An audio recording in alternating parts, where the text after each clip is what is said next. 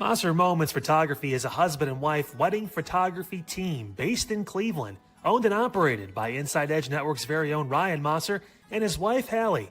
For the past 10 years, they've captured more than 100 weddings across Northeast Ohio and beyond, always working together as a true two-person team. Their style centers on authentic, emotional storytelling, documenting the real moments between two people in love and creating images that feel natural, comfortable, and true to the couple. Rooted in Northern Ohio but inspired by their travels, Ryan and Hallie bring a warm, personal approach to every wedding day. Their work blends experience, consistency, and a genuine passion for helping couples relive their best day through timeless photography. Learn more at MosserMomentsPhotography.com by using the QR code on your screen right now.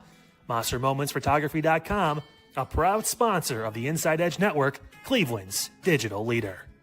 Find us on InsideEdgeNetwork.com for the latest information on your favorite shows, personalities, and network partners. Plus, guess what? We have a merch shop. That's right, we have network polos, t-shirts, champion jackets, hats, and bottles. Rep the network. Every purchase supports independent sports and entertainment media. Use the QR code on your screen right now to check out InsideEdgeNetwork.com. That's InsideEdgeNetwork.com.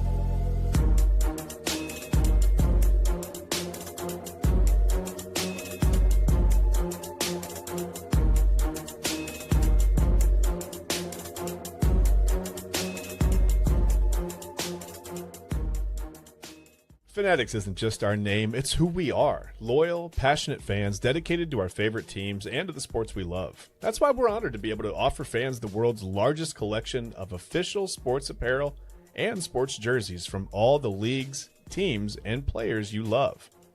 We feature a wide selection of gear from every league, including NFL, MLB, NBA, NHL, and NCAA merchandise, which allows us to serve fans of football, baseball, hockey, basketball, lacrosse, soccer, golf, and everything else that gets your heart pumping. Go to Fanatics.com by using the QR code on your screen right now to celebrate your teams.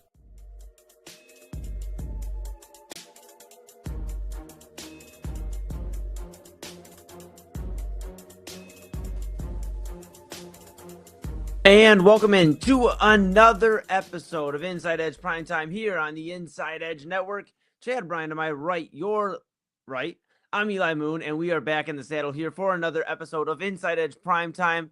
It is no longer Cavaliers postgame. We will not have Cavaliers postgame for, till about next May, April or May. We'll see, obviously, what they have in store. They have a lot to figure out. It seems like they've already answered some questions we had coming into today before the show, and so we'll dissect those and, of course, talk about where the Cavs go from here. We'll also talk maybe a little bit Western Conference if we get some time. If not, we'll address it tomorrow. They're in the midst of a pretty big series of Spurs and Thunder. They are actually playing competitive basketball, and no team on either side has quit at any point. So that's an interesting series going on. And then, of course, we have the Guardians. Later on, we'll talk about them as it is officially baseball season. If you were wondering, when we're going to really dive into baseball, Chad and I have talked about it throughout the weeks.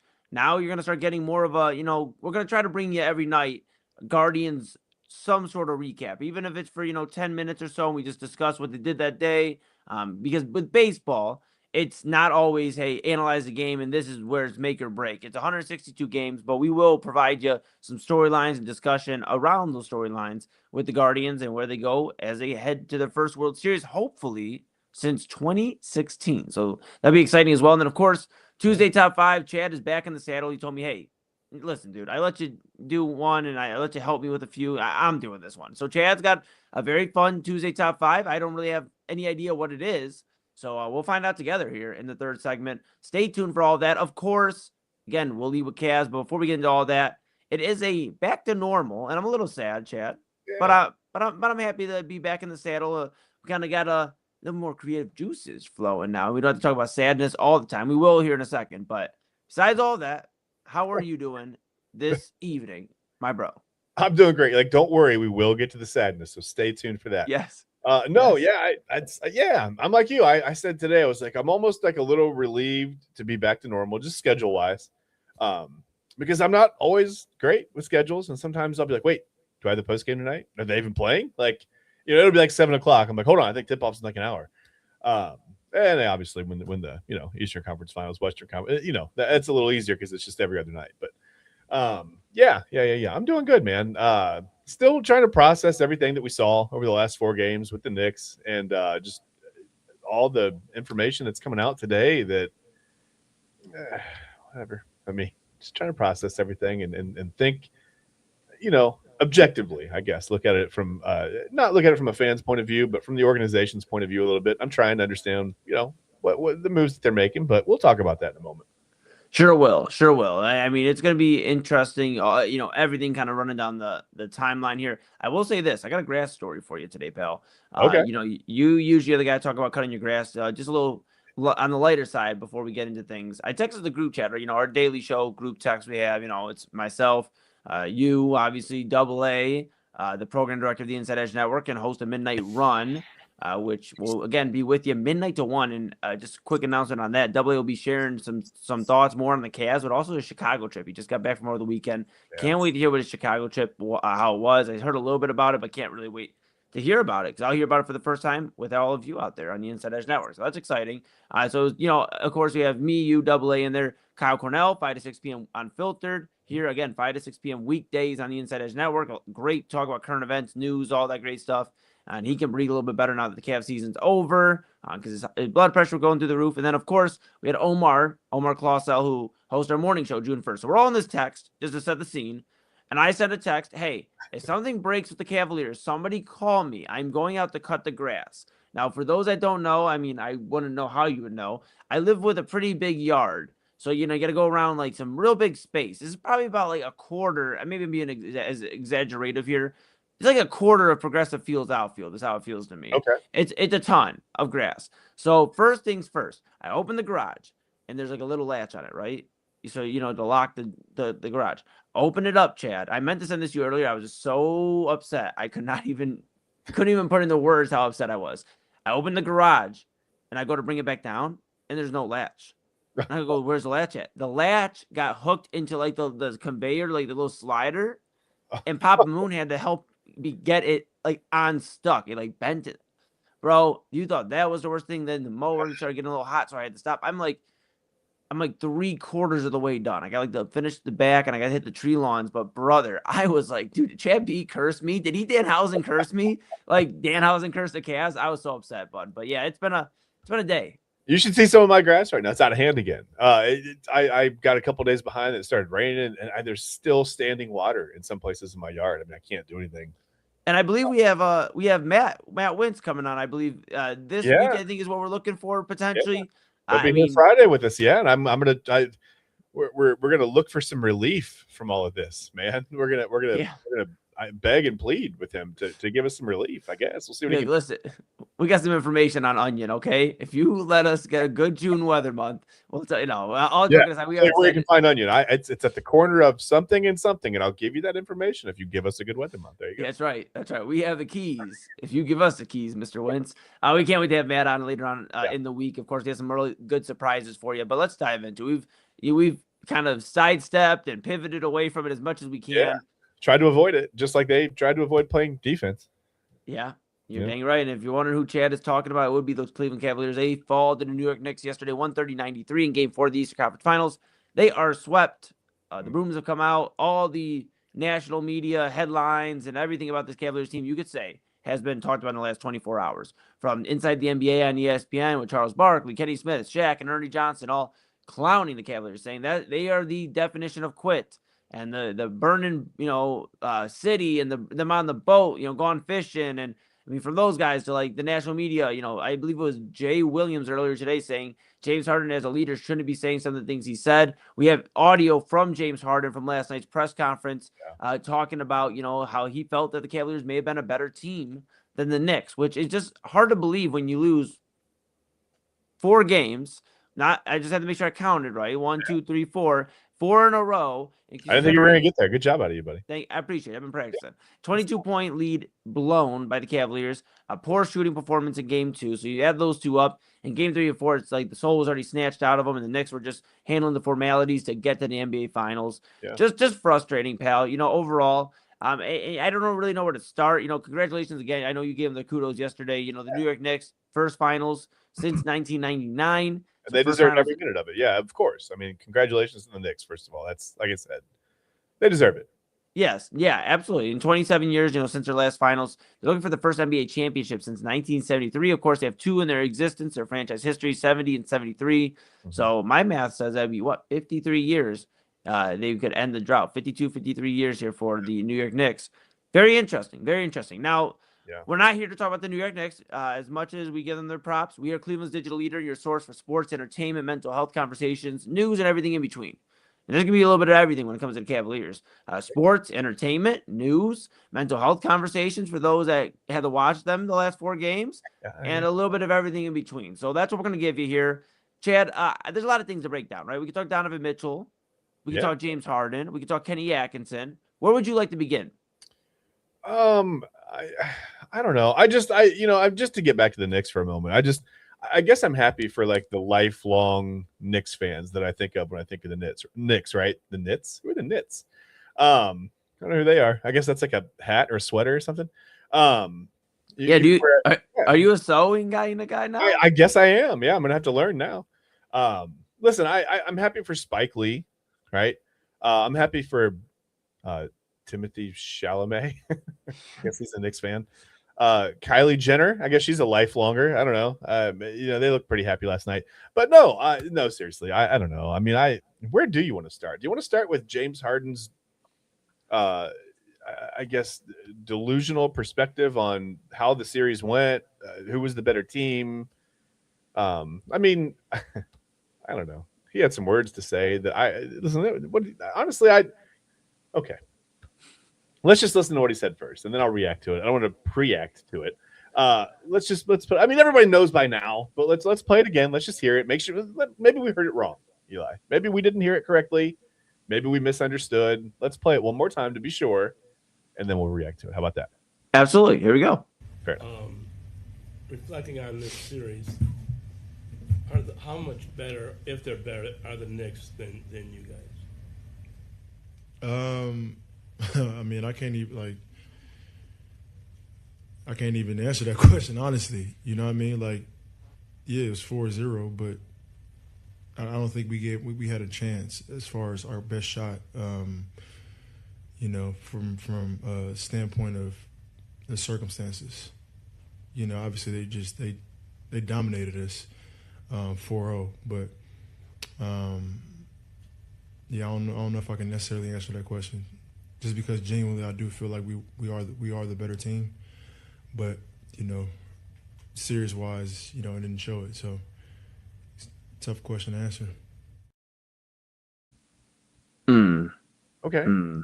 Well, he was right about a few things. He was definitely right about a few things. Yes, they did lose 4-0. Yes. Yes, they did dominate them.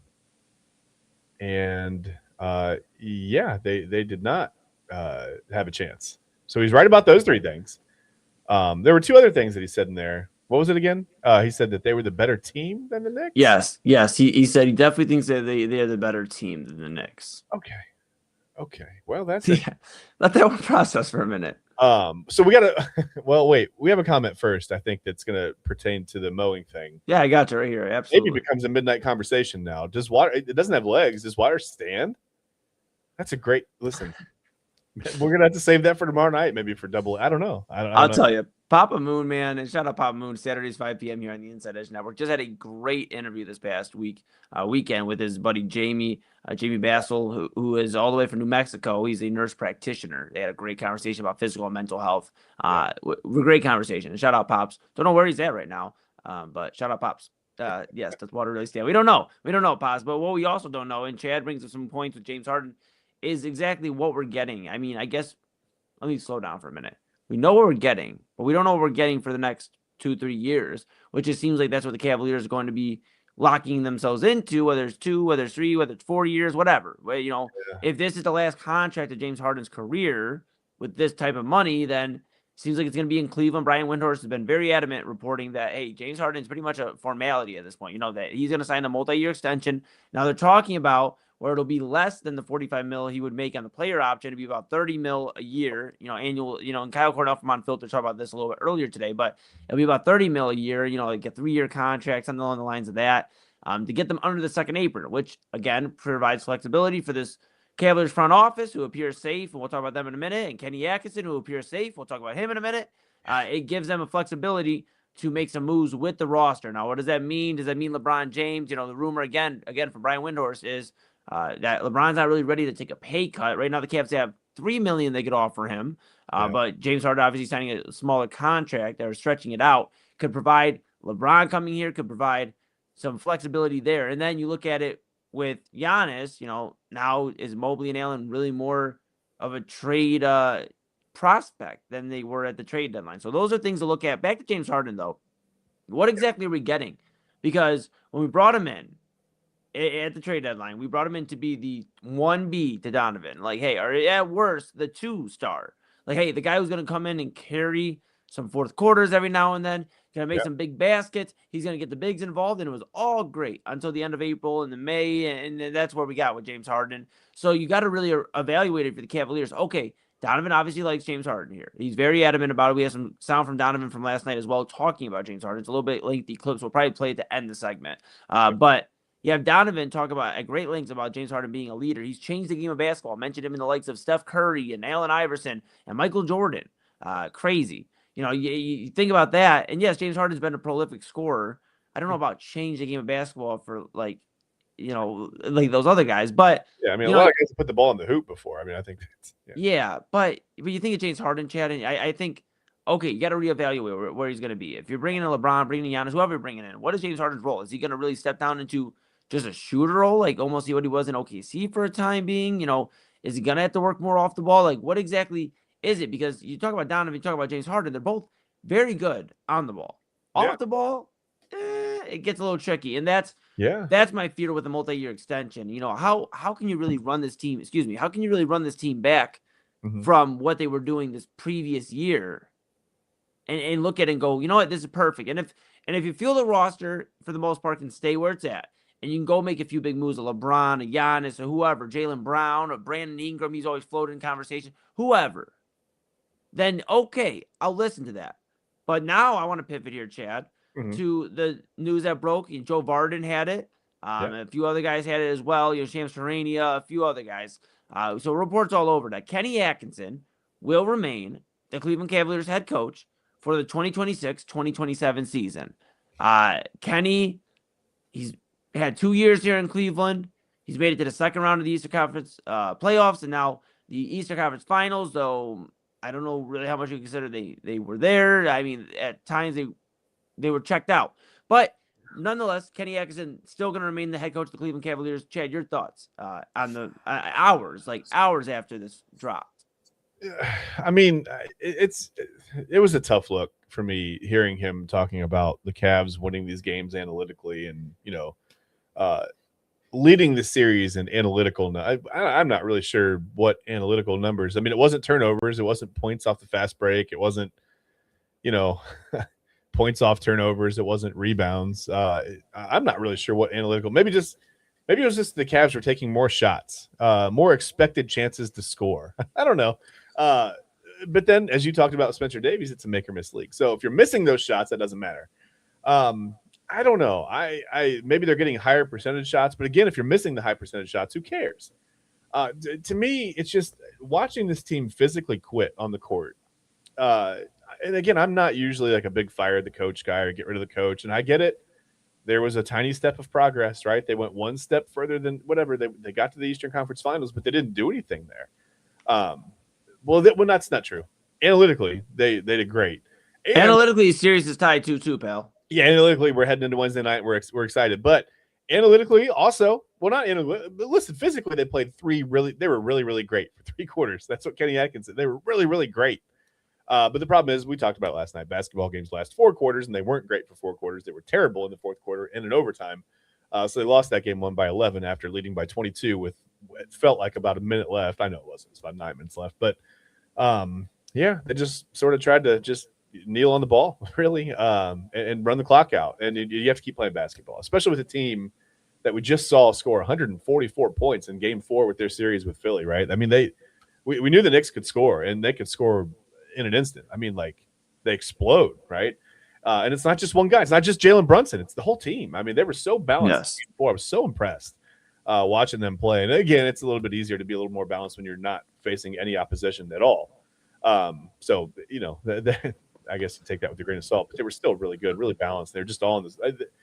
Just the way that, I mean, the entire team right now is on the same page. I don't know if it's going to help them with either team, with whoever comes out of the West, but, good luck out there. But they were really good, and they beat the Cavs, and they deserve to move on. It's not just the Cavs quitting, right? The Knicks were also really, really good. And even if the Cavs had battled, they'd probably – I don't think the series would be over. But we'd probably be talking about the Knicks moving on. They just look to be a little bit too much for the Cavs. Yeah. To watch them quit, I think, is the problem for me. And then bring the head coach of that back after we talked about, but analytically we're fine. Well, but physically you're quitting. I mean, it's not even about losing the game, Eli. It's not about analytically being better and taking the step and progressing and a young team, whatever. There are too many veterans, too many guys that have been places before on this team to accept what happened in that Eastern Conference Finals. And I don't just mean the loss. I've heard a lot of people rumbling about, are Cavs fans really so spoiled that they'll only accept a finals win and that's it? No. Losing is fine. Listen, you're going to lose. Every team, except for one, we talked about it. Every professional sport, every whatever, doesn't matter the sport. One team is happy, right? One team is happy at the end of the season. Right. That's it. Everybody else is disappointed. Every other fan, whatever, you're disappointed. So I think you get used to that when you grow up and you watch sports. But the problem is the quitting. That's what can't be accepted. And when you have Kenny Atkinson, listen, you don't have to throw you guys under the bus, but you can also come out to the media and say, hey, look, we got to get a better effort than that.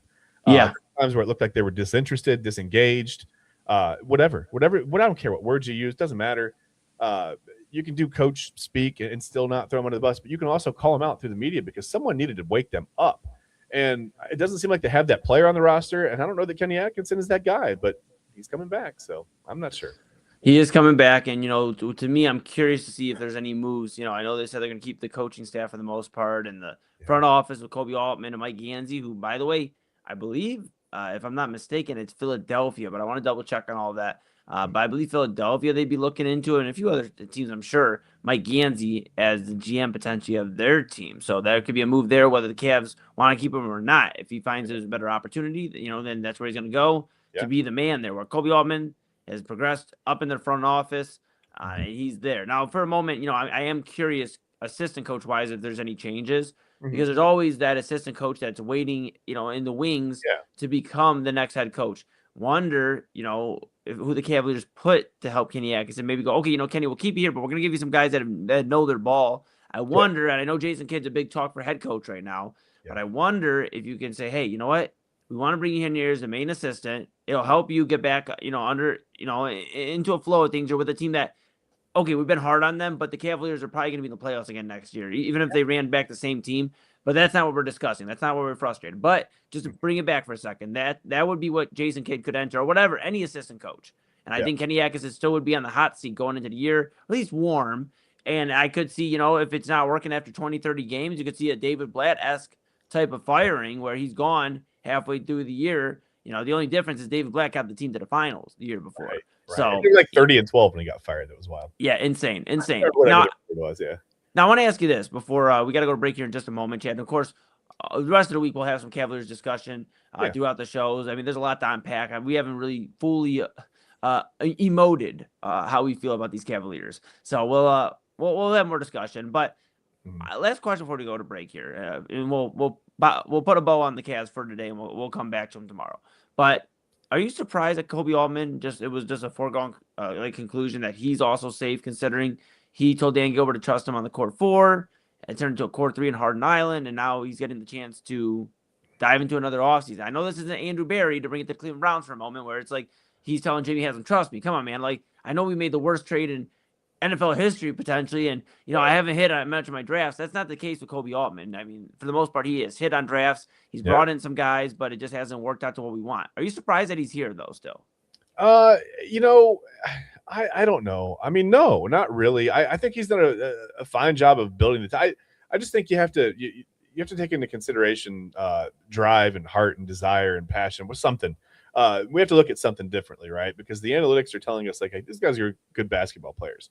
But it seems like, again, they don't really have that alpha on the court where, and I know, Donovan Mitchell talked about James Harden's leadership, and I'm sure we'll play the clip soon. But I don't see it as a fan, and I'm not there. I'm not in the locker room. I don't travel with the team. I don't see what goes on behind the scenes. So I can't claim to know that. So this is, I guess the source is trust me, bro. It's just whatever I see when I watch. So I could be wrong, and that's fine. I am willing to admit that I do make mistakes and I can be wrong. But to me, it seems like when you watch that team, they're just sort of like they're all on the boat, right? But there's no captain. They're just sort of like they're all rowing and they're all making sure like things are right. I guess I pictured a sailboat, but they're doing the things. I don't know sailboat terms. Listen, I'm not a pirate. I don't know what I'm talking about. Are you trying to sing Islands in the Stream right now? Maybe just a little bit, yeah. By Dolly and Kenny Rogers, man. Come on. I was getting to that point. I was setting it up, but you blew it. Now I'm not even gonna do it anymore. Well, at least I was aggressive on like the Cavaliers the last 4 games. Yeah, no one wants to hear me sing, but yeah, it's like they're just this captainless ship. They're a bunch of people and they're working together on the same kind of thing, but they don't have the captain, right? They don't have the one guy that like kind of brings the whole crew together and make sure that everybody is not only doing their job, but is kind of passionate about their job and wants to do their job and wants to be the best at their job. They just sort of go through the motions, and they did even less than that in that Eastern Conference Finals. And I think that's the problem with everybody coming back. But no, I mean, Kobe Altman, I think that was your original question. Yeah. The roster fine. Listen, they were one of the last 4 teams in the NBA. So effectively, if you look at it, they're making progress. It's hard to clean house when the team's getting, I want to say better, when they're getting further along in the playoffs, right? They've gotten from the second round of the Eastern Conference. So I get it. It would feel weird to clean house and go, well, let's start over from where we progressed into this round of the whatever. It's just the way it ended left such a bad taste in my mouth personally, and I think a lot of other fans' mouths. That's the shocking part about everybody coming back, I think. Yeah, we'll keep an eye on it. As we head into the season, the offseason has officially commenced here for the Cleveland Cavaliers. I do think there will be some warm seats in Cleveland if they're not hot already. Kobe Altman being part of that, I'll stand on that. I think Kobe Altman's going to have to really perform. It's not the same as Andrew Berry. Andrew Berry's really legitimately like this past draft is like, hey, it better work out, and this quarterback room better work out, or he's probably gone. Yeah. I don't think Kobe Altman's that warm of a seat right now as Andrew Berry to bring, the parallels between the two teams, but I do think his seat's pretty warm. And I think, depending on how they make the moves, if they can get LeBron, that's a big talk. Can they get LeBron this offseason? Can they get Giannis? If they fall on their face on a lot of these moves and don't bring these guys in, and it really is running it back, there's going to be a lot of warm seats. Kenny Atkinson, Kobe Altman, the guys on the roster. It's going to be a very weird spot because this roster. I said Oster? This roster is aging. Rooster. Yeah, this roster is aging, however, and that's what I'm curious about as well, Chad. And again, we'll have a ton of conversation throughout the week. I know you got a ton of thoughts. I know. Go ahead. Well, just one quick thing. They can cool those seats down just by finding an identity. Even if they miss on all the moves. No Giannis, no LeBron. I almost said no LeBronis. No Giannis, no LeBron, no whatever, no big moves. If they just find an identity, I think they could cool down the seats a lot, because then you have something to build on, right? You have this identity of this working. Right. You know who you are as a team, and right now I don't think they know that. Yeah, you wonder. The pick and roll worked for them at ball movement. Yeah, they got to figure out something. If that means star basketball, then star basketball it is. So we'll figure it out. Yep. One guy we've been very critical of in this postseason has been James Harden, a 17-year veteran now. He completes his 17th year. He's been in 1 NBA Finals at his 2012. With the with the OKC Thunder in the NBA Finals. And now it's him trying to get back there. He has an MVP about 8 years ago. He won I believe his first and only MVP. So he has the accolades, but he's left a lot of uncomfortable conversations to be had about his future and what he brings to the Cleveland Cavaliers team. However, one guy, and what many presume to be the star of the team, even though we've had a lot of questions about him, is Donovan Mitchell. Yeah. He doesn't have anything but glowing things to say about his co-star James Harden. This is as we go to break here, courtesy of Cameron Justice from Channel 5 here in Cleveland. It's going to be a clip about Donovan Mitchell. It's going to be a little lengthy clip, but it's just about last night. It's in last night's presser about his thoughts on James Harden. So we'll listen to that. Again, if you're enjoying all the conversation, Chad and I with you till at least 11 o'clock p.m. We might go a little bit over because, man, we have been chomping at the bit to talk some Cavs, and we got to get the Guardians later, and, of course, Tuesday Top 5. But like, subscribe, follow Inside Edge Net on all the socials, YouTube, X, Facebook, Instagram, TikTok, Twitch, all the great stuff. Inside Edge Net. Stay locked in with Chad and I. All of our daily shows Unfiltered, 5 to 6 p.m. with Kyle Cornell. Of course, Primetime. We're back in our original setting, 10 to 11 p.m. here on your weeknights. And, of course, Double Anthony Alford back in the saddle, on the saddle, in the saddle, on the saddle. Midnight Run with Anthony Alford, 12 a.m. to 1 a.m. here weeknights on the Inside Edge Network. Of course, all of our great weekly programming as well. Real Talk with Pop Moon, Jersey Chasers with Autumn and Christy. You got Voice Land with Ryan Mosser and Kevin Arnold. Mike Check Take 2 with David Ruiz and Autumn Chisholm. Main event with our guys. Well, that would be me too. But Rob Rizicki, Anthony Alford, and of course, myself, Eli Moon. We got a lot of great stuff here for you. Stuff coming in the wings next week. The morning show comes out with Omar Clausel. It debuts June 1st. Of course, we have a legal formation making its return as well Monday nights with TK Dandridge and Chad Bryan. So a lot of great stuff. And if you want to read about all the personalities, yes, can't wait. And if you can't wait to read about your favorite personalities, don't. Go to InsideEdgeNetwork.com, read about Chad and I, all your favorite personalities that we mentioned here, some of the names.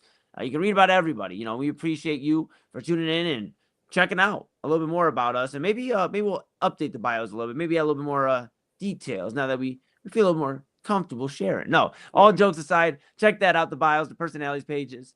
You go to the partners page because we couldn't do it without our partners. We appreciate W Energy, Mosser Moments, sportsmemorabilia.com, fanatics.com, and AlleyRoseFragrances.com for supporting us. And we appreciate you because we couldn't do it without you at home for tuning in and being a part of what we do because you are the heartbeat that keeps us going and choosing us as Cleveland's digital leader, your source for sports, entertainment, mental health conversations, news, and everything in between. And of course, the shop. You can get your windbreakers, you get your polos, your shirts, your hats, your mugs. Go to the shop page on InsideEdgeNetwork.com. Use the promo code INSIDER for 20% off your order until the end of May. If we get 10 purchases before the end of the month, so literally this week. That's right. Still this time? Week. Get Eli's haircut, man. Get it cut. That's right. Chad got it. He's ready. He knows what's going on. 10 purchases. Kyle Cornell shaves my head on an episode of Unfiltered June 1st. So we have a week to make it happen. I'm ready for a haircut too, everybody. So if you want to help me out, I was out there cutting that grass today. And my goodness, it got a little hot. I had to take a few steps inside and getting some mowing, literally a quarter of Progressive Fields outfield.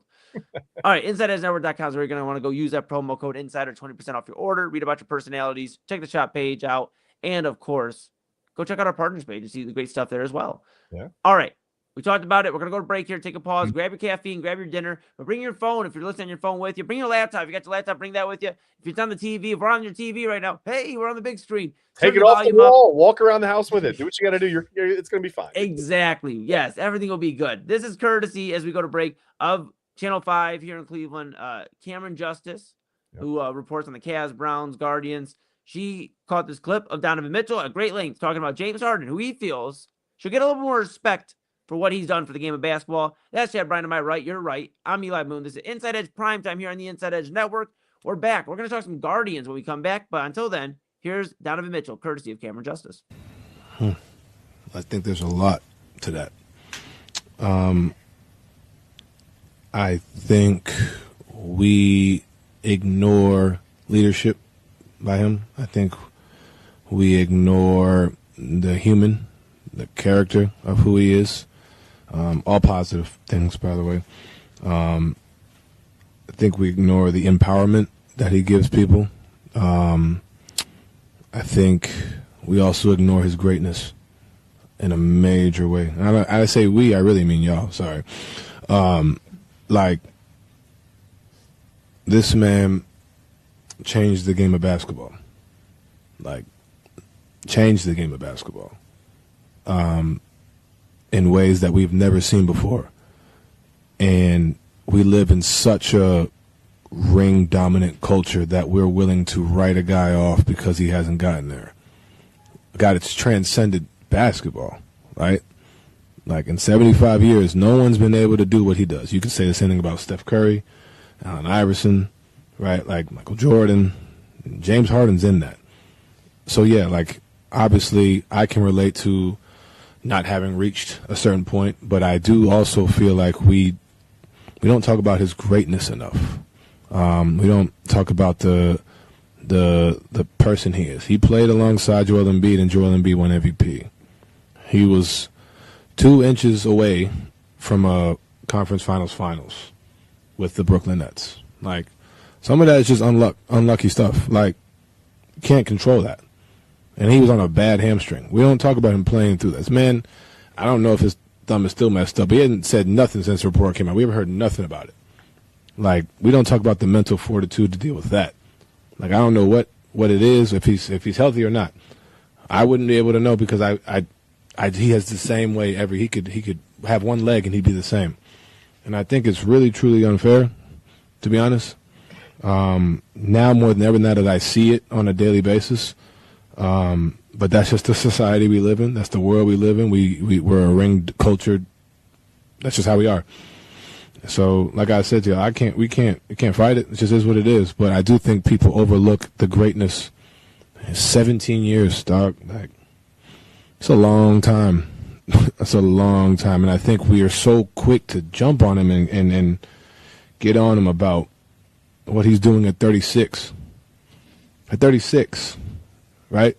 Like, let's not forget this man he ran into a really good Golden State team 2 or 3 times. A team. Like, so it's unfortunate, but I know that's what drives him, and that's ultimately, as a teammate, that's what drives me.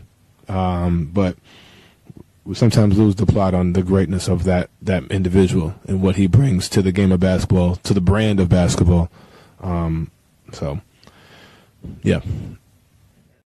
Whether searching for a baseball autographed by your favorite World Series slugger, a signed football by an iconic Hall of Famer, or the jersey of a world-famous soccer star, you've come to the right place. Here at SportsMemorabilia.com, the web's leading source of authentic sports memorabilia, you'll find more than 500,000 authentic products from nearly every professional sports league, team, and players. Not only will you find your next prized sports possession with ease thanks to superb customer service and tremendous site experience, you'll have the satisfaction and peace of mind that every product listed comes complete with a certificate of authenticity and is fully backed by the SportsMemorabilia.com lifetime authenticity guarantee. Go to SportsMemorabilia.com by using the QR code on your screen right now. SportsMemorabilia.com, a proud sponsor of the Inside Edge Podcast Network, Cleveland's digital leader. Find us on InsideEdgeNetwork.com for the latest information on your favorite shows, personalities, and network partners. Plus, guess what? We have a merch shop. That's right, we have network polos, t-shirts, champion jackets, hats, and bottles. Rep the network. Every purchase supports independent sports and entertainment media. Use the QR code on your screen right now to check out InsideEdgeNetwork.com. That's InsideEdgeNetwork.com. Clean energy, bold flavors, and no jitters. See why people won't shut up about Dubby. Clean energy, no jitters or crash. Whether you're starting your workday or getting ready to exercise, Dubby Energy helps you lock in and focus. With over 15 flavors to choose from, you can't miss. Order Dubby Energy right now by using the QR code on your screen and use the promo code InsideEdge10 to receive 10% off your order. Dubby Energy, your energy-focused sponsor of the Inside Edge Network, Cleveland's digital leader. And we thank you for your support of the Inside Edge Network. And don't miss my show, Midnight Run, right here on the Inside Edge Network. You won't miss a single episode when you like and subscribe at Inside Edge Net. Discover our collection of body mists made with clean, minimal ingredients. Handcrafted with natural essential oils and clean ingredients, they offer a natural alternative to synthetic fragrances. Perfect for sensitive skin and those seeking clean, mindful self-care, and the perfect gift for you or your special someone. Courtesy of Alley Rose Fragrances. First-time customers, use that promo code InsideEdge20 to receive 20% off your order. AlleyRoseFragrances.com, a proud sponsor of the Inside Edge Network, Cleveland's digital leader.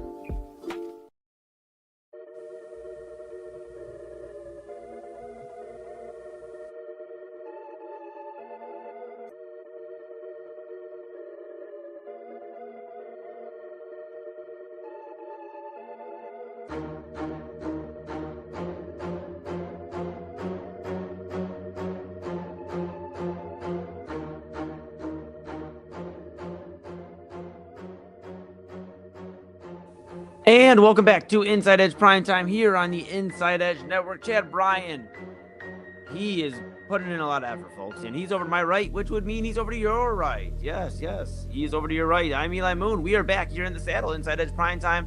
You know, the cool thing about technology sometimes, folks, is as I'm here, you know, I play in the ones and twos. Chad obviously cooked up the beat. That's a Chad beat production right there, our intro song, and I always like giving him credit because, man, just an iconic sound at this point. It's Inside Edge Primetime.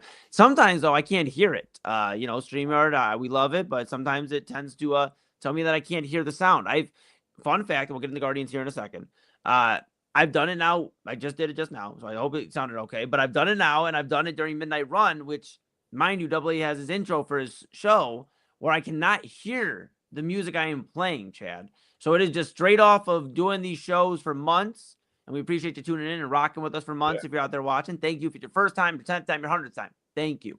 But man, dude, I gave you like the thumbs up, like, hey, can you hear this music? Because I can't hear this music. So hopefully everybody out there could hear the music and jamming along. But I'll have to play it during the break and try to jam out during the break, get my fix in. So again, if you're enjoying us, enjoying the content all week long, daily coverage, weekly coverage, like, subscribe, hit that notification bell, smash it, as Kyle Cornell says. Inside Edge Net on YouTube, X, Facebook, Instagram, TikTok, Twitch, all the socials. Stay locked in with us and know when we're going live. Chad and I here with you every weeknight, 10 to 11 p.m. But of course, Unfiltered with Kyle Cornell kicks the day off with our daily programming, 5 to 6 p.m. with news talk, current events, a little bit of sports talk, and everything that you can get in an afternoon show and something different. Again, that's Unfiltered with Kyle Cornell, 5 to 6 p.m. weekdays. And then, of course, Anthony Alford, Midnight Run with Anthony Alford, midnight to 1 a.m. weeknights following us here on Inside Edge Primetime. And some nights like this, where it is officially already 10:43, spoiler alert, we're probably going to go past 11. So you'll get a little bit of a shorter wait. Now, I want to give a heads up because we are out of calf season. We've been doing that continuous stream right now, the one stream between Primetime and Midnight Run. You will have to look out for a separate stream tonight. AA will have his own stream tonight because there will be about a 30-minute pause. But keep a lookout in the future. We got some exciting stuff coming to the network for that 11 o'clock hour. So just stay tuned. I won't say right now. I won't say, you know, in a few days. Just stay tuned. Obviously, we bring you news pretty quickly. So when we bring something like this to the light, that means it will probably be coming very soon. Of course, website, InsideEdgeNetwork.com. Again, InsideEdgeNetwork.com. Read about your favorite personalities like Chad and I. Go to that partners page. Check out our great partners. W Energy, Sports, Memorabilia.com, Monster Moments, Fanatics.com, Alley Rose Fragrances.com. We appreciate them and we appreciate you at home. And of course, use the promo code INSIDER, 20% off your order onto the NMA at the shop. Get your favorite Inside Edge Network gear. Rep the network. Cleveland's digital leader. Completely grassroots, right? You know, from the ground up. Here we are with you. So go check out InsideEdgeNetwork.com. All right, Chad. Absolutely. Buddy, we get to talk about something happy now. Yeah. They didn't win today, but it's okay because baseball's a game of trends. And trending-wise, the Guardians are moving on up. They are doing their thing. And I'm feeling real good about them, pal. Let's talk about those Guardians. Obviously, I would love to have a discussion with you.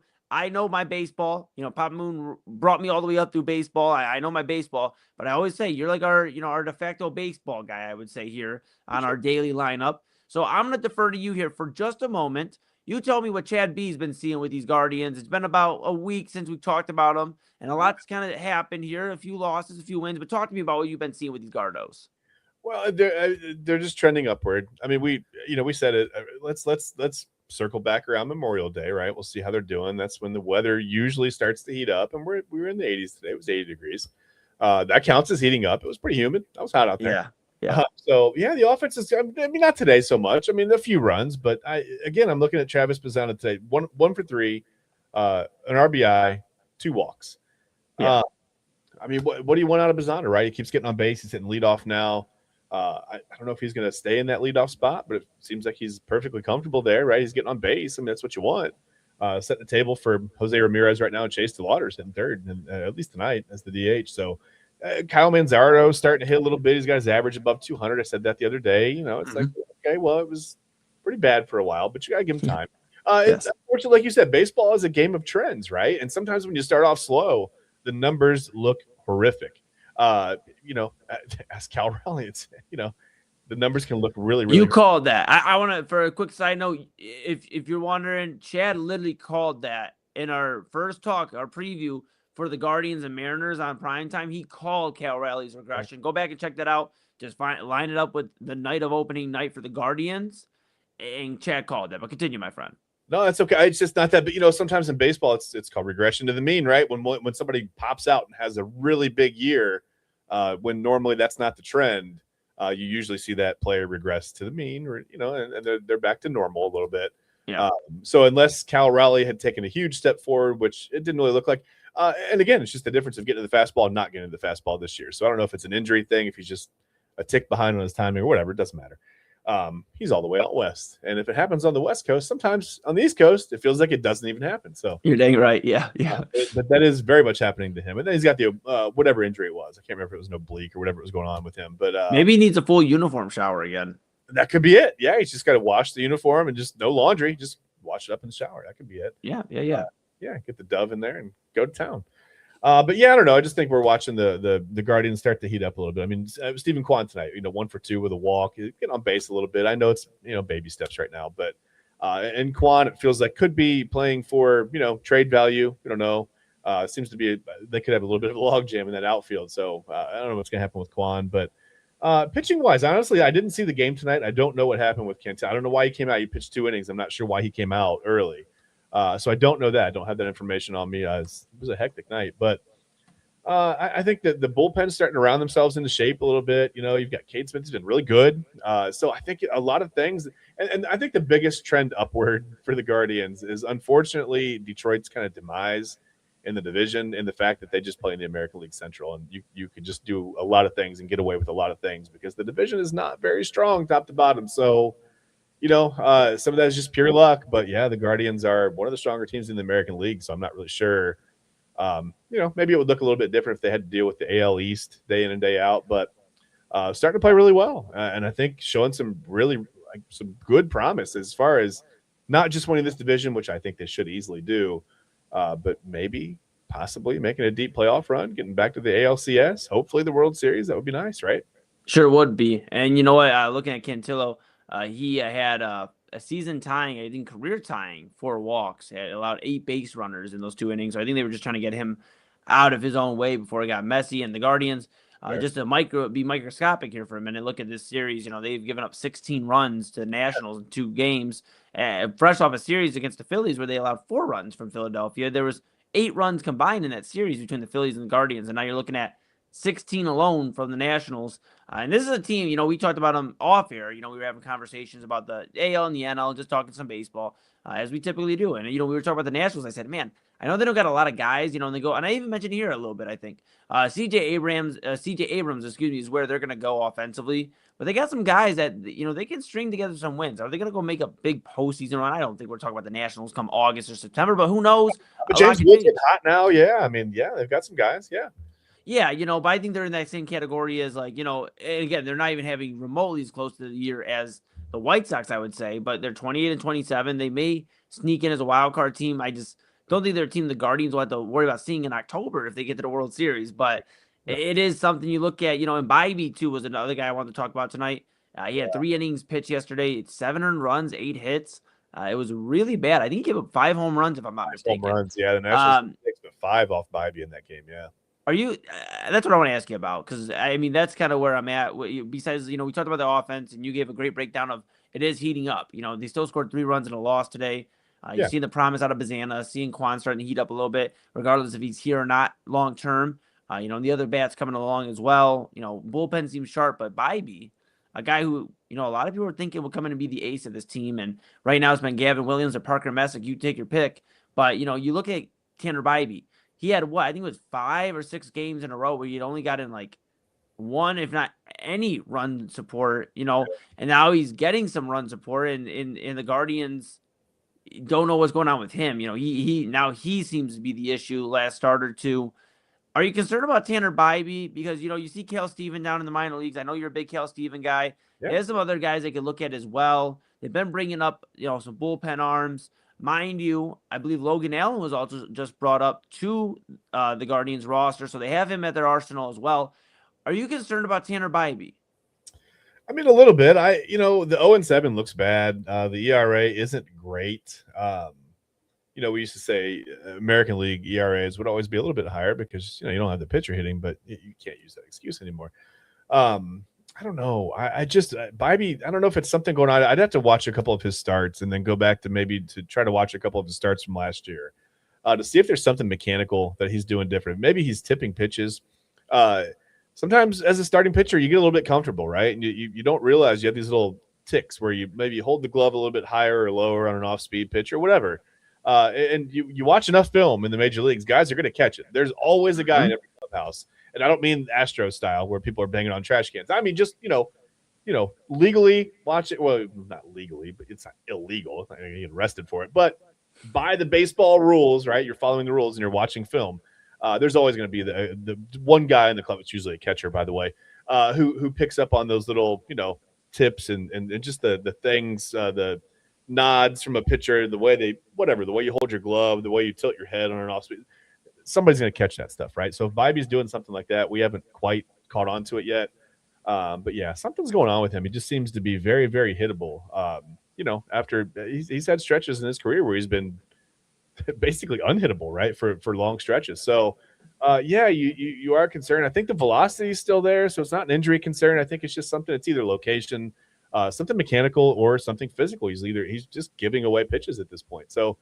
Again, I just watch a little bit of his starts and kind of get into that and dig into it a little bit more deeply. But yeah, something's going on with him, and I think, you can be concerned. It's 0-7, almost a 5 ERA now. So yeah, there's a little bit of concern there. I'll keep an eye on those Guardians. They play the Nationals tomorrow at 1:00. So a little matinee action for the Guardians against the Nationals at Progressive Field. So if you need a reason to go. You leave your day job early. I'm not encouraging you to. Just telling you there is a reason out there. Guardians play at 1:10 tomorrow against the Nationals. That'll see if they can get one at least against these Washington Nationals. And then they move on to Boston. They're going to go ahead and welcome the Boston Red Sox in before heading out to the Bronx. They're following the Braves schedule right now. They are literally right behind the Braves. So yeah, that's kind of what. And hopefully, like I said, they head to the Bronx after Boston. So we'll see if they can get a victory. Some victories, maybe 2, 3 more than the Cavaliers did in New York this past week and a half, whatever have you. So that's our Guardians talk for just now.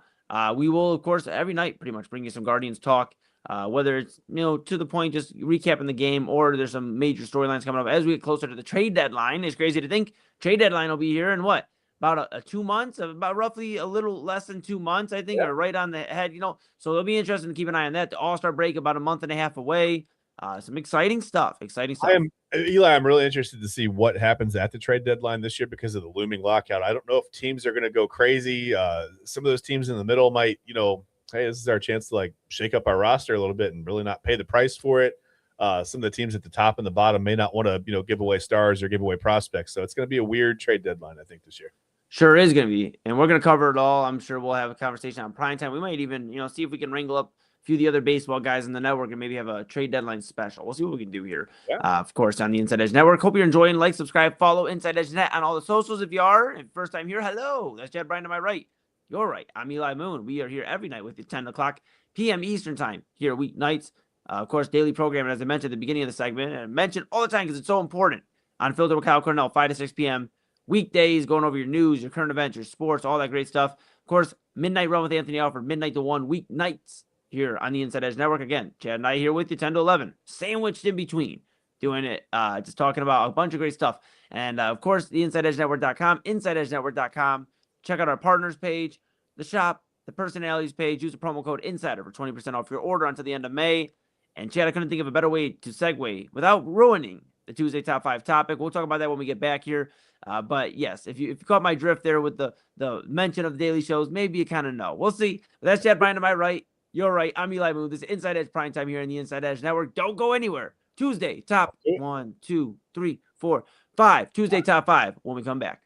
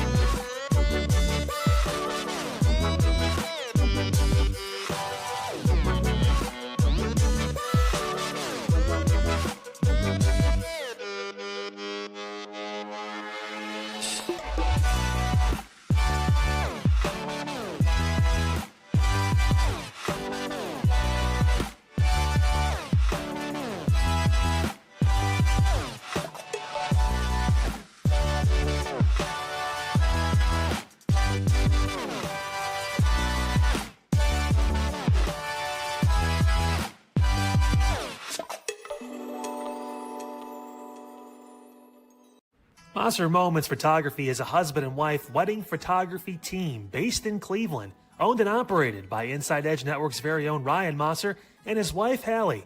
For the past 10 years, they've captured more than 100 weddings across Northeast Ohio and beyond, always working together as a true two-person team. Their style centers on authentic, emotional storytelling, documenting the real moments between two people in love and creating images that feel natural, comfortable, and true to the couple. Rooted in Northern Ohio but inspired by their travels, Ryan and Hallie bring a warm, personal approach to every wedding day. Their work blends experience, consistency, and a genuine passion for helping couples relive their best day through timeless photography. Learn more at monstermomentsphotography.com by using the QR code on your screen right now.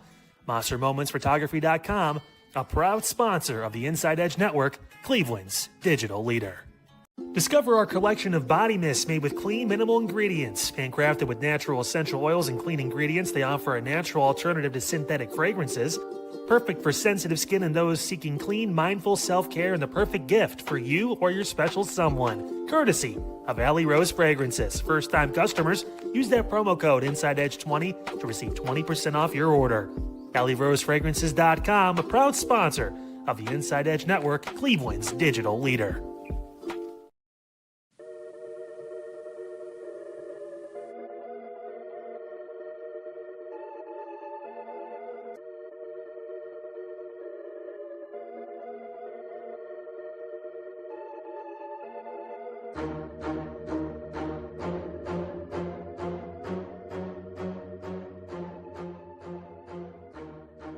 And welcome back to Inside Edge Primetime here on the Inside Edge Network. Chad Bryan to my right, which, ladies and gentlemen, means he's to your right. I'm Eli Moon. We are back here in the saddle, Inside Edge Primetime. One final segment here on your Tuesday edition. We have wrapped up some Cavaliers talk. We'll continue to talk about them throughout the week because they got a lot to talk about. We got a lot to talk about when it comes to those Cavaliers. And, of course, we'll talk Guardians. They will be back front and centerfold. Just right here with you on Inside Edge Primetime. We'll be giving you some baseball talk every night, whether it's about the game or about the storylines that are happening outside in terms of the season, where the Guardians have from there. So we'll talk about that. Got a lot to talk about here in this final segment. I know you're waiting, absolutely waiting, Chad Bryan. I know that people are waiting. Real quick, like, subscribe, follow Inside Edge Net on all the socials. Make sure you stay locked in with Chad and I and everybody here. Kyle Cornell Unfiltered, weekdays 5 to 6, Midnight Run with Anthony Alford, midnight to 1 a.m. Chad and I are here with you 10 to 11 every weeknight. And, of course, you got all of our great weekly programming as well at InsideEdgeNetwork.com. Check out InsideEdgeNetwork.com. Use that promo code INSIDER for 20% off at the shop.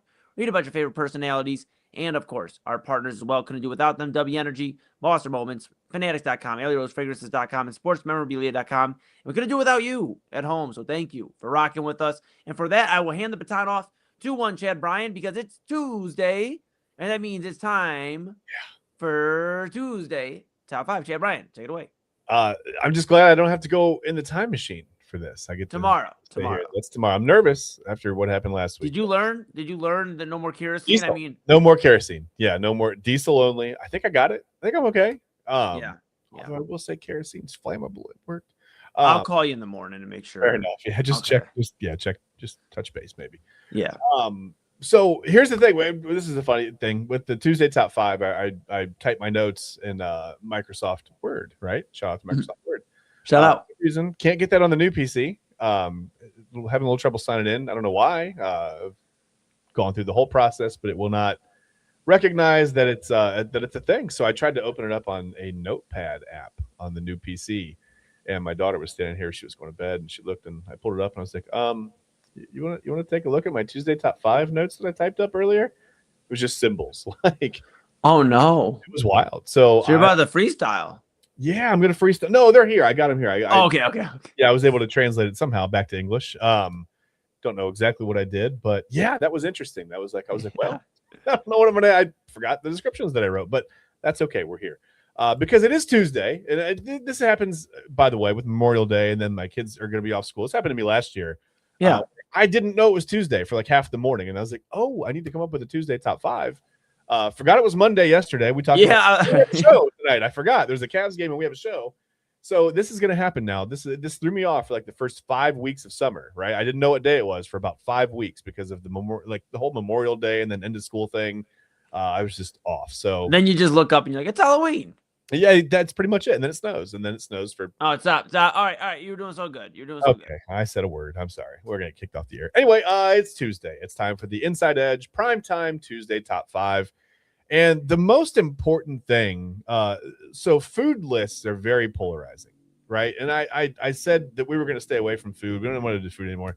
Absolutely. So yeah, we got a lot of things that are relevant right now, right? We got the Guardians. They're leading the division. We could look back at the top 5 maybe Guardians teams through the end of May. We could have done that. And maybe in the near future we'll do the top 5 Cavs analytical playoff wins. Maybe that's a top 5 list.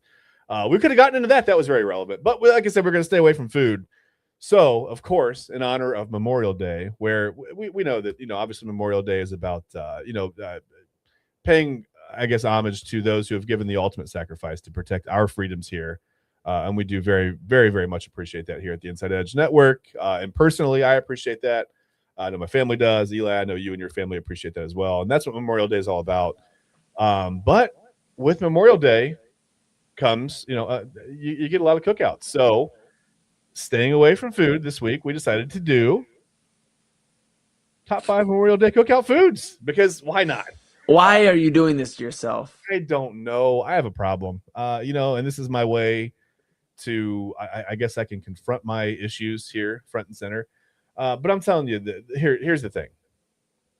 Every Memorial Day cookout absolutely needs 2 things, Eli. Somebody's got to be there wearing cargo shorts, right? Yeah. Way too much confidence, right? You're smashing the burgers, you're doing the thing.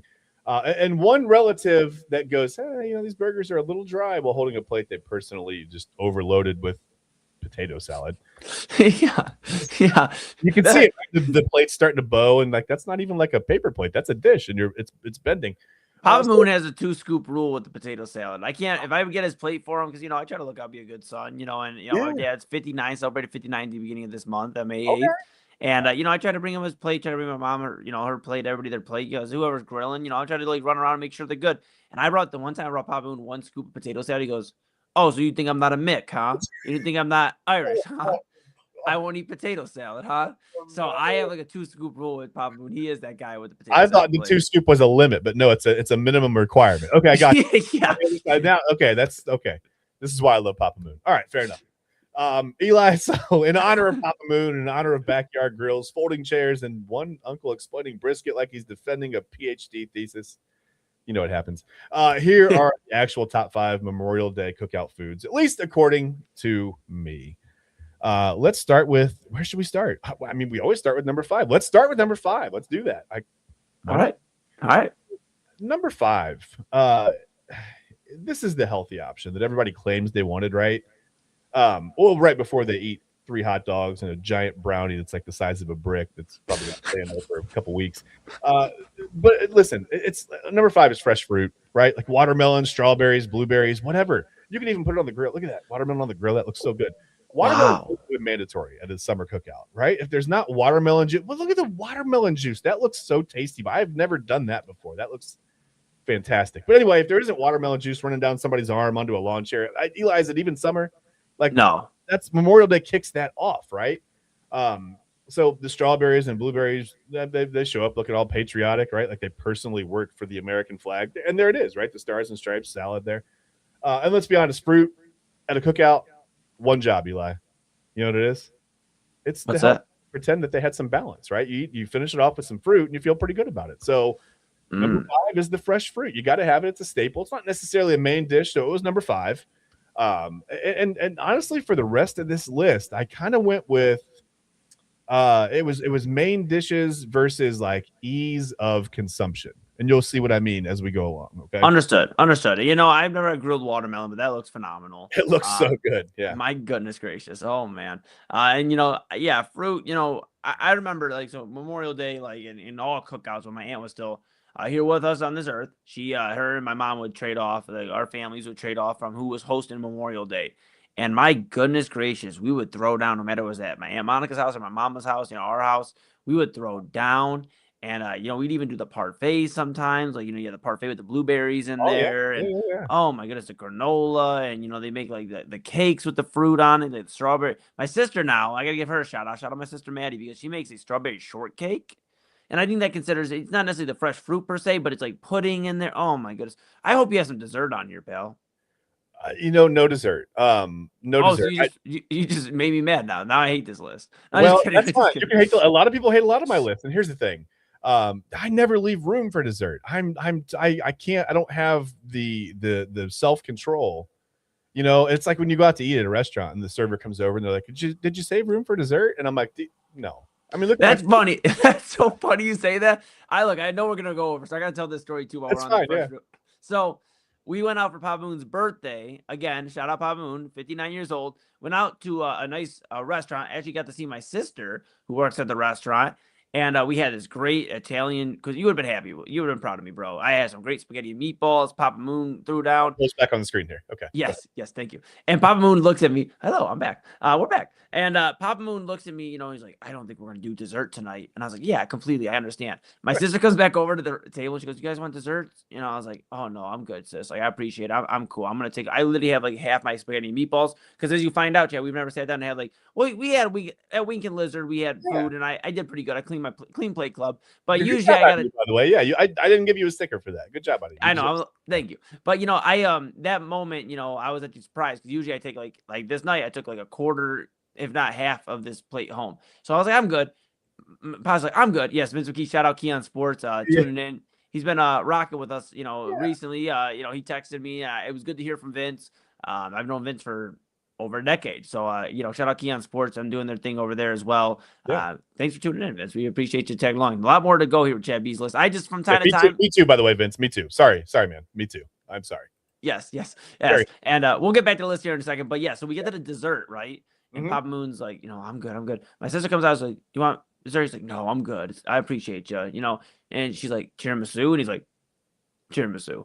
And so that's where I'm a little disappointed you don't have desserts on here. You already kind of cat's out the bag, but you know what, Chad? This is your moment. I let you put this list together. Yeah. I didn't want to steal your thunder. A little disappointed, but you're out to a good start. Let's see where you go from here. Well, and listen, I mean, if we put the slide back up, like, what's not dessert about that fruit salad? Like, that is a summer cookout dessert, right? You throw a little whipped cream on top of there, boom, you got dessert. I'm going to put it to you like this, pal. If you were at school still and you opened up your lunchbox and you had an apple in there, is that your dessert? No, that's your fruit. Yeah. But if someone cuts your whatever that is into star shapes, then that becomes dessert. The minute that effort goes in, that's dessert now. All right. I was number 4, pal. Oh, let's just move on. Okay. So as I said, we're going to get it. It's like main dishes, ease of consumption. We got some issues going on. So there are some things that might, throw you off a little bit. Number 4, I'm just going to put it up on the screen. It's barbecue ribs. Listen, ribs. I love it. I love it. Ribs and the barbecue sauce. Listen, ribs are delicious, right? They're messy. And somehow everybody, if you're at a cookout and you're eating ribs, it somehow turns every single adult into a cave person immediately, right? Like the second you hit the plate, it's over. Manners disappear. So you got people making noises they've never made in public before, right? You'll see grown men standing just silently over a paper plate, grunting like they just discovered fire. I don't understand what happens, but ribs do that to you. Rib ha ha ha, rib ha ha ha. Exactly, and that comes into the ease of consumption thing. Also, no cookout host has ever just casually made ribs. You don't do that.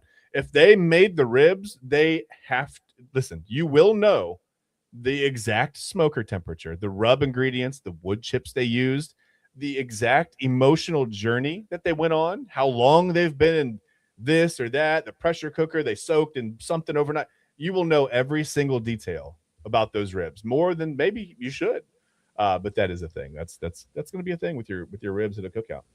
Yeah, I love that you just basically laid one entire slab of ribs over that fruit. It's like you could have 15 to Oh 20 yeah, pieces of fruit, or you could have one slab of ribs. Take your yeah. pick. And that's why I think it trumps the fruit here for a moment. My goodness, barbecue ribs are phenomenal. Doesn't matter if you're doing the beef ribs, the pork ribs, whatever you want to do. I mean, sign me up. I love some barbecue ribs. And I mean, I'm blessed that the Moon women can cook. My mom, my sister, they can all throw down because it really don't matter who's cooking at this point anymore. um, I'm gonna smash some good ribs. And yeah, this is like I'm a little surprised actually. This isn't higher on the list. I'm not gonna lie to you. At 4, Well, it's like it's yeah, such a strong option, pal. yeah. Well, grunt. Oh no, I'm sorry. Actual words. No, it's ease of consumption. Like I said, I love ribs, but I don't know if I'm going to pick them up and walk around on an 85-degree day in the summer with like a half rack of ribs dripping off my face. You know what I mean? Like it's But just you don't cut them up. You don't cut them up into like little like so at some of our parties we'll cut them up into like 4 sections. Like you get 4 ribs, you take a few little bricks of them, and then you yeah. eat those and you come back. Yeah, I mean, so you're not walking around. I don't know what party you're going to, or you're just walking around with a half slab of ribs. Well, it's like a Flintstones. You ever watch the Flintstones? It's like a Flintstones party. Yeah, Yeah, just got watch the the whole half Flintstones. rack of ribs walking around. Are you You put trying to them on call me piece of young bread. or something, pal? Are you trying to say Yeah, I've never seen the oh yeah, you're Flintstones? inexperienced is the word I was going to go for there. Okay, all right, yeah. Well, I'll take it. All right, number 3. All right, number 3. So ease of consumption. Like I said, it's going to look weird that this thing is above ribs. It's not necessarily like, hey, whatever we like to take. It's just, again, ease of consumption. You can throw this in a bowl. Some folks, we found out, have a 2-scoop rule when it comes to potato salad, right? And that's about 2 scoops, I think. I don't know how big that plate is. It's pretty zoomed in. There's a lot of stuff in that potato salad. It looks pretty good. Yeah. Potato salad's the veteran of the cookout game, Eli. I don't know. I mean, what it's survived generations of family recipes, right? Refrigeration risks. You got some mayonnaise in there. It's out in the sun all day. Whatever, eat it. It'll be fine. Or everybody's gonna throw up. Everybody has, like, every family, by the way, has the potato salad, right? There's always one aunt guarding the recipe, like it's like, I don't know, a briefcase with the nuclear launch codes. And somehow every cookout includes one bowl that's incredible, and then one bowl that tastes like the mayonnaise had a difficult childhood. But that's fine. Potato salad it's the only food where people will willingly say, oh, yeah, this has definitely been sitting in the sun for hours. Pass it over. Give it to me. No worries, right? 85-degree heat, mayonnaise, not worried about it. I can literally see the mayonnaise boiling. I'm still eating the potato salad. I don't know what it is, but there it is. Yeah, I'm 2 things. One you might not like. So I'll start with the one you don't mind. Okay. One, that's a little bit too that's for like 4 scoops of potato salad, and Papa That's Moon's gotta first. watch his Okay. we gotta watch his carbs, so Ah, usually if he has a heavier first plate, like the 2 or 3 scoops, and he gets like a 1 scoop here, like here's your like finale. And we split it up. It's still technically 4 scoops, but it's divvied up. You can't go gotcha. 4 scoop potato salad, Papa Moon right off the rip at the beginning It's of for the your own good, cookout. Papa Moon. Don't. It is. It is. He's probably like, listen here, don't tell me how to eat my potato salad. But you know what? That's fine. 2, I hate potato salad. I Okay. hate potato salad. I hate mayonnaise. I Let me hate mute you. Hold on. No, I'm kidding. yeah. I hate potato salad. I hate the mayonnaise. I You hate can do heavy mayonnaise. mustard, right? Do you like mustard? Yes, I like mustard. You can do heavy mustard, but you don't have to do mayonnaise. You can do heavy mustard. Yeah, but you said there's like chives in here and onions and dude, that just sounds like a mess. That sounds like the Cavaliers of 2025, 2026 to me. That's a mess. You sound like a mess. I sound like a mess. You That's literally ridiculous. you put potato salad over barbecue ribs. Because I can't walk around with a half rack of ribs dripping off my face in the summer, but it's 85 degrees. Looking at those ribs made me physically start to sweat. How do you think I'm going to do eating them in the sun, Eli? But you'll eat sun waved potato salad? Maybe. You'll I eat don't know. It depends on how. Hey, listen. If I haven't had enough of number 2 and number 1 on this list, and I don't mean number 2 and number like pooping. Anyway, if I haven't had enough of those 2 top foods, I should say, yeah, maybe I'll eat some sun boiled potato salad. I don't know. We talked about it. It's fine. I would take mac and cheese over potato salad. That's fair. I get that. That's fair. But I understand. It's your list, not mine. What's number 2, pal? What is number 2? Number 2. So here we go. So listen, if potato salad is the veteran, if it's the James Harden, okay. Number 2 is it Donovan Mitchell? I don't know how we're doing this. Oh, hold on. We got a comment here. My wife says, "Do you like salad dressing?" Like Italian dressing, yes. Okay. Vinaigrette, yes. Okay. French dressing, no. Ranch, no. Okay. All right. Yeah. I get it. Yeah. I get it. I'm a man with a palette of exclusivity. Yeah, it may not be refined so much, but it's exclusive and it's yours. And Keon Sports says I may be boring, but I would take mac and cheese over potato. Yeah, I'll give you that. That's fine. I get it. It's a personal preference thing. Macaroni style with some nice beans. All right, okay. Okay. All right. This is why I said I wasn't going to do food anymore, Eli. Like, now I'm really hungry, man. Yeah, I know, dude. Memorial Day was yesterday. Oh, corn on the cob. Man. Corn on the cob was an honorable mention. I'll be honest. And then you get the spray butter. Oh, the spray butter. Spray butter. That way, if anybody gets too close to your ribs or your core, you could just spray them with the butter, right? You carry that. That's why you do that. Yeah. What about spin blend? My wife says. Do you like spin blend? I'm not familiar. Okay, fair enough. Yeah. I defer to the other parties on that one. I want to look back into that. We'll get you hip to spin blend before we get off. Well, not before we get off the show, but maybe when we get off the show. Yeah. Anyway, the last 30 minutes of the show. This got still off track. Every time we talk about food, something happens. Okay. It sure does. It's a good thing we have this time in between. Okay, number 2 is going to be, listen, it's the franchise player of the Cookouts hamburgers, right? They're reliable. They're consistent. They always show up when they're needed. So maybe not Donovan Mitchell. You can dress it up however you want. You can put cheese on it. You can put bacon, onions, mushroom. You can put 10,000 different sauces that nobody can even identify that all end up just tasting like barbecue. But at its core, it's still just it's simple. It's grilled beef, and it carries the entire holiday on its back, right? Yes. Every single grill master has exactly one burger that they accidentally turned into a hockey puck while loudly insisting, hey, this is well done. Who wanted the well done? Who wanted the char burger? Who wants the well done one? Yeah, the char burger. Yeah, it's fine. It's fine. Dude, I'm not mad at hamburgers being 2, but you're eating yours with cheese, right? Like you're having cheese. Well, yeah. For those maybe we have some lactose intolerant. I know. I just want to get a vibe. I wanted to make the list relatable, maybe a little bit polarizing, but also relatable. Yes, I mean I'll eat a hamburger too. Like if there's there are cookouts that go burgers, brats, ribs, chicken, grill it up, and oh my goodness. Man. All right, so there's do this. There's barbecue that I go to that they do have the hamburgers and then cheeseburgers. So if that's like what's left, I'll eat a hamburger, whatever, for the second, third one too. I get you. And you know what? Here's the thing.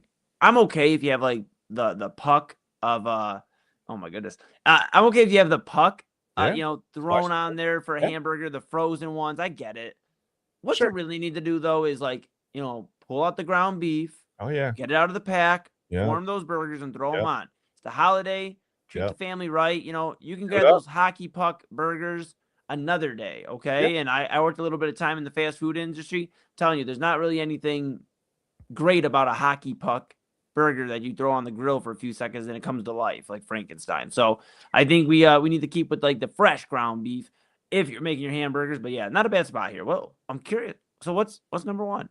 Well, we talked about it, right? We talked about maybe this list would consist of some side dishes and some main dishes, and ease of consumption was going to play into it. So I think, sometimes it can be tough. You think eating, hamburgers and stuff. But what about the ribs, right? That was tough. That's why they're number 4. Hamburgers, sometimes you got to take a bite to cook out and everything, shoots out the back, right? Maybe you put too many tomatoes on there, pickles or something that, kind of lubes it up a little bit. You take a bite and there goes the whatever, right? Whatever your 10,000 sauces are that no one knows what they're. They go out the back and they're all over your cargo shorts. And now how do you flip burgers while you're wearing ketchup and mustard all over your cargo shorts? You can't do that, right? You look like an amateur. So I think that, hey, you got some, look at you. You got some playing. Look at you. Listen, pal, you know what? I've done a lot of things in the last decade. All right. Some things that come to light, some things that, I'm a man of many skills. All right. A man of many skills. But Keith, listen, I mean, did he put watermelon on the grill? That's the question, because we saw the watermelon on the grill in the first, you said no watermelon. So are you a mastermind, or are you just you're a professional, but not a mastermind yet until you've done the watermelon? Yeah. I'm not an analytical genius like Kenny Atkinson, but I'm making my way. All right. Hey. Listen, don't defer to me. This is your list. What's number 1? Analytically, I've won every cookout I've ever been to, so it's fine.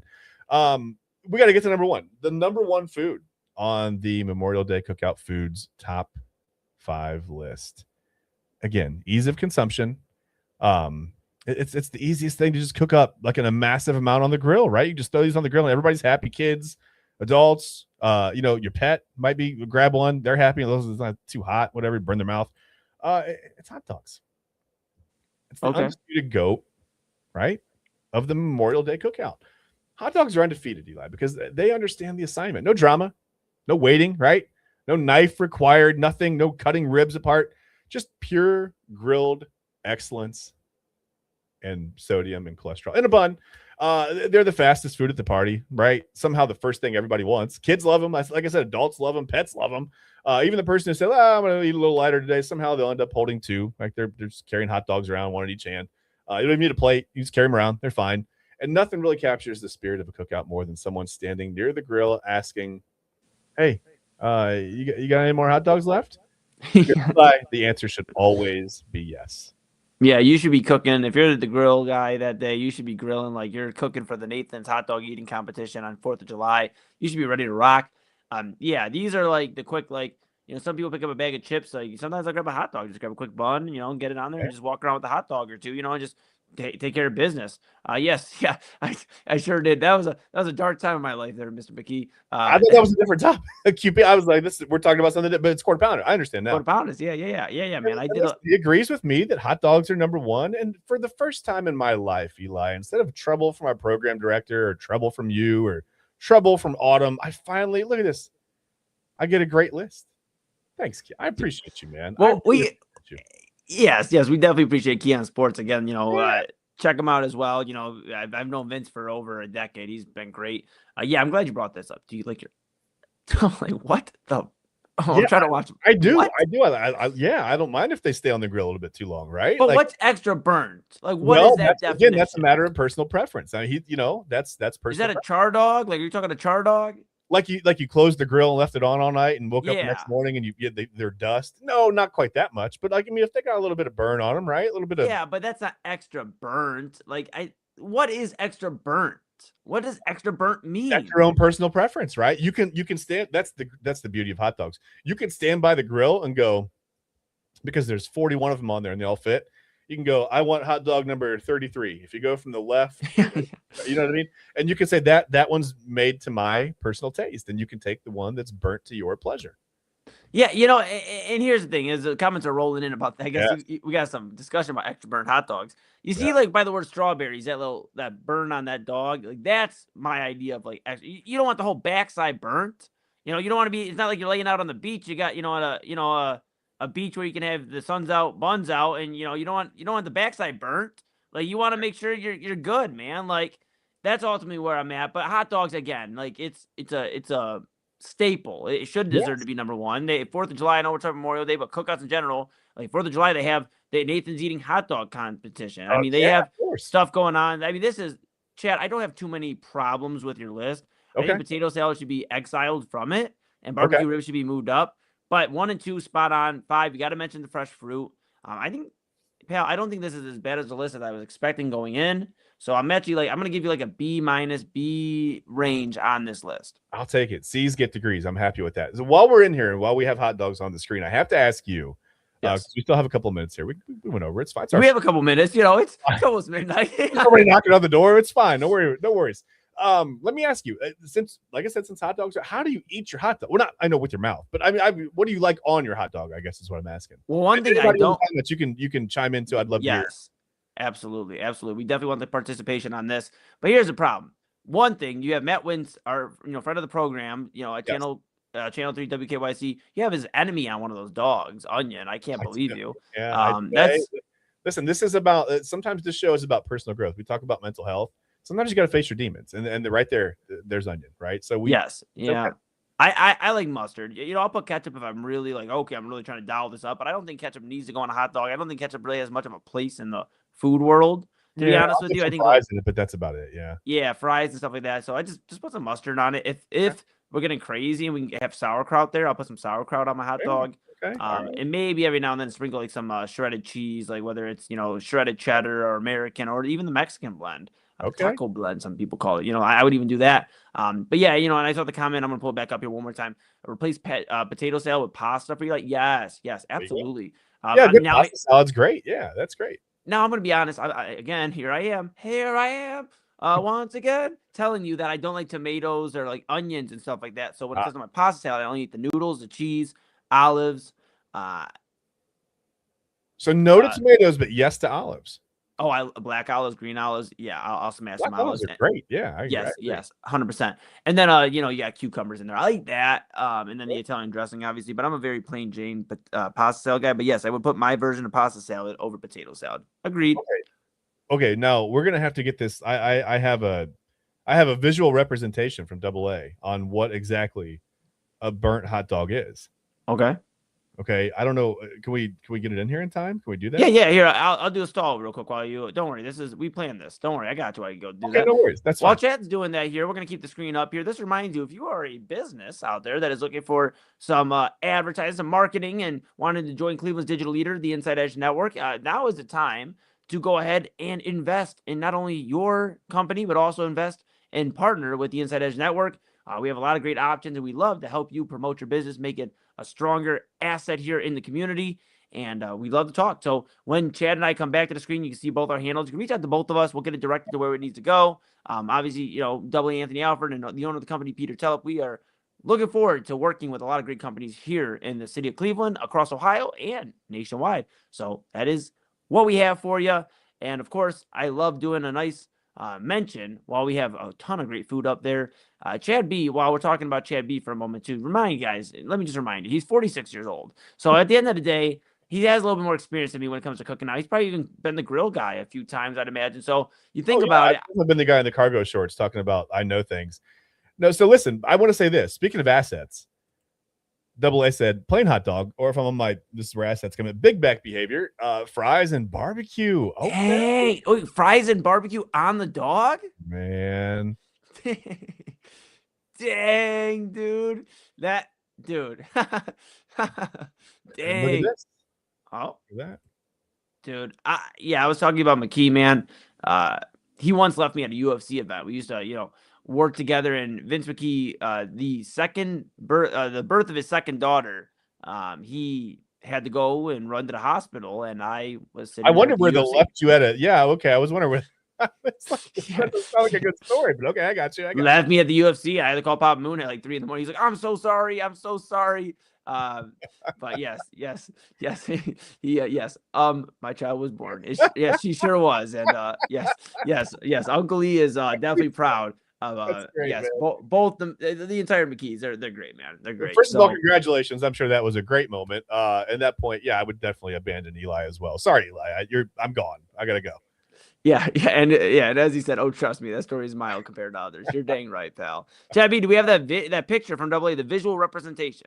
Yeah, what's funny is I thought you were working on it for a minute, but I got it in here. Hold on one second. Let's bring this up. We're gonna be on the side of it, so you can actually see our smiling faces as we look at this hot dog. So there it is, from 1 to 7. Eli, where do you fall on the hot dog burnt scale? I mean, none of these are actually bad. I'm just like, I guess I have some bad memories of some really bad cooks, like, when I go to other barbecues. Maybe that's what it is. I mean, it shouldn't turn to dust when you take a bite of it. It's not that. I feel like 7 is just going to be too rubbery.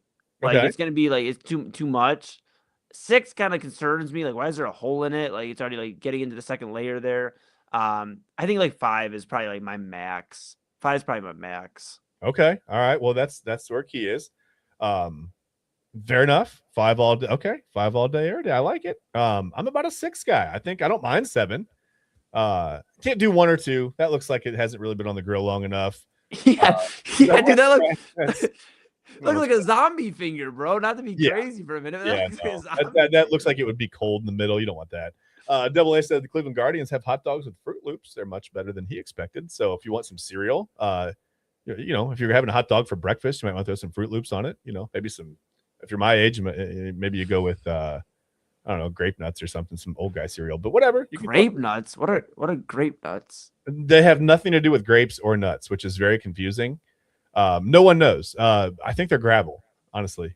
Yeah, I think it's gravel. But it's good. It's very good. And it's okay. Fiber. You got to keep the fiber rolling through you. Age when you're almost 50. So absolutely. I'm curious. 5, 6, or 7. I think that's what she's giving me personally as my list here. I think it's a 5, 6, or 7 out of 10. So it's yes. And I'm curious. I know we got a few minutes left here. Double A, if you could please, yes, hope you're really constitutional. Double A, if you could let us know if it comes with Fruit Loops and more. Like what comes with it? Is it like, like some cream cheese or something on there? Like what are they doing to like make that? Like how are the Fruit Loops sticking? You gotta have something. Like It a can't summer be mustard. dessert? Is it like the hot dog in a bowl of milk with the Fruit Loops on it? Because that sounds terrible. I'm not gonna lie to you. That sounds awful. I can't. Yeah. No. Let's hope it's Well, hey Chad, you know what? We got one more here from McKee, and then we're gonna go ahead and pivot here. But he said mac and cheese on his hot dog. Yeah. Okay, brother. I've I'm done hungry. that before. Yeah, I'm hungry. I'm so All right. hungry. I am I'm so hungry, God man. dang. God, This was a dang mistake. it. God dang it, dude. I'm so hungry. All right. I think Oh, that's it's Fruit Loops with the Okay, I got you. Okay, yeah. okay. All All right. right. Hey, Chad Bryan. I think that puts a bow on another Tuesday top 5. Fair enough. What about Skyline? While we're talking about hot dogs, have you had Skyline? Yeah, but that's like if you want to like clear out your digestional system, your Not a fan of digestive system. Okay, all right. Not always, bro. I mean, I can. It's like we have Sky. When they're like, yeah, we have McDonald's at home. Like we have Skyline at home, but it's actually like way better than Skyline. So I actually kind of miss Skyline, man. Unless I'm a Skyline guy, man. Yeah, and unless Skyline, is listening and they want to become a sponsor of the network, then I love Skyline. Actually, I love Skyline. I love Skyline. Yes, Wait, absolutely. what's Oh no. Hold on. Oh no! Look at you. Look at you. At first, when he said Buffalo wings in Buffalo, my head went to a language. I was like, "What's Buffalo?" It's getting out of hand, man. So they speak in New York. Buffalonian. All right.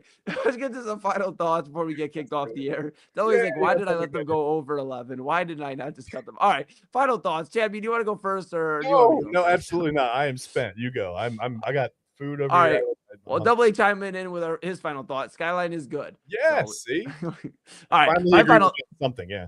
My final thought, and we had a blast. Thanks for everybody chiming in, commenting throughout the Tuesday top 5. I would say, it was good to hear from our buddy, Vince McKee. We've heard from him the last couple of nights. He's been chiming in. We thank him. We thank everybody for chiming in and sharing in the conversation. That's what it's about, too. We want to have your conversation. We can show the comments on screen. So we really want to get you involved, and we really appreciate you for chiming in.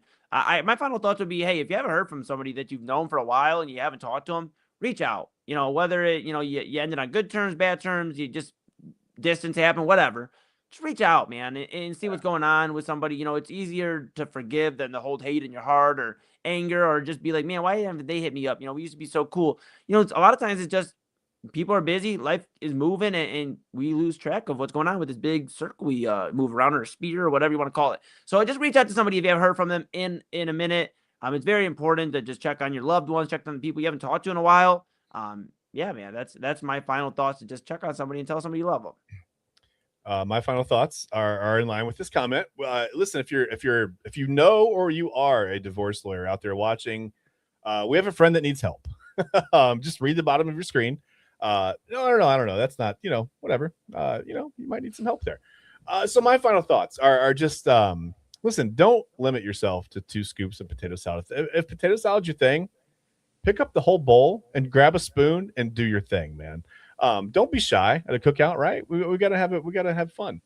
And also, if you want to send us food here to the Inside Edge Network, we're at PO Box. No, we don't have a PO Box. We need one. Hot dogs in the mail. I don't know if I trust this. It's number 7. I mean, if it's extra burnt, good.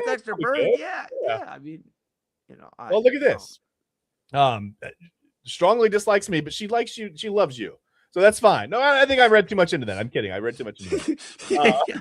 Yeah. All right, bud. I don't know. All right, bud. Let's put a bow on this before we get in trouble. All right. That's gonna do it for us. We ran a little bit over. We told you we would, so we gave you the warning. Yes. But if anything, that shortens the gap between us and Midnight Run with Anthony Alford. Again, it'll be a second stream, so you have to, make sure you tune in again. Click on it. And I expect everybody in here, and if I may have an expectation here, is that we all go and join Double A Anthony Alford for Unhinged Behavior for an hour, whatever you can. If it's West Coast, it's about 9 p.m. East Coast, of course, it's midnight to 1 a.m. But tune in. He's going to talk some more Cavs. He'll have some other reactions. He may ask Chad to stay, because sometimes he does when it comes to the Tuesday top 5 list. He may ask Chad to stay. We'll see if we can keep Chad past his bedtime, and we'll get into all of that. Man, I can't. It's too many times now. It's too many times. Yeah, you're just Chad beat to the principal's office. Again.